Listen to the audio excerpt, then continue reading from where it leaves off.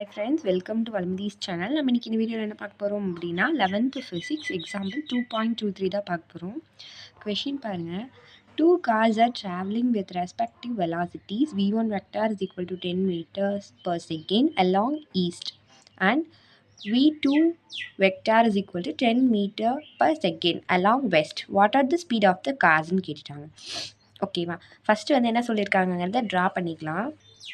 இப்போ வந்துட்டு ஃபஸ்ட்டு என்ன சொல்லியிருந்தாங்க அப்படின்னா, இப்போ வந்து நம்ம ஒரு டைரக்ஷன் போட்டுக்கலாம். ஓகேவா, இந்த டைரக்ஷனில் ஃபஸ்ட்டு கார் இருக்குல்ல, அது வந்து எங்கிட்டு போகுதா அப்படின்னா ஈஸ்ட் நோக்கி போகுது. இது வந்து நார்த்து, சவுத்து, ஈஸ்ட், அப்புறம் இது வந்து வெஸ்ட். அப்போது ஃபஸ்ட்டு கார் வந்து இந்த சைடு இப்படி போகுது. இது வந்துட்டு 10 மீட்டர்ஸ்னு வச்சுக்கோங்க. 10 meter per second square second.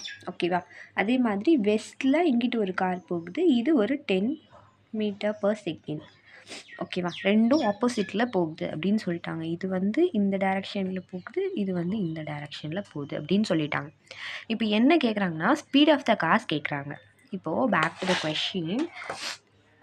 இப்போ அதில் என்ன கொடுத்துட்டாங்கன்னா, நமக்கு வந்து மொதவே தெரியும், ஸ்பீடுங்கிறது ஸ்கேலார் குவான்டிட்டி, வெலாசிட்டிங்கிறது வெக்டார் குவான்டிட்டி. ஸ்கேலார் குவான்டிட்டினா என்ன, நமக்கு வந்துட்டு மேக்னிடியூட் மட்டும்தான் இருக்கும்.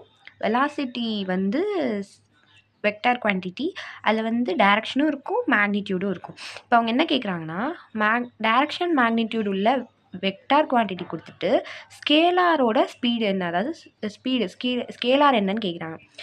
இது நம்ம என்ன எழுதிக்கலாம்னா, both the cars have the same magnitude of velocity. This implies both cars travels at the same speed even though they are in opposite direction.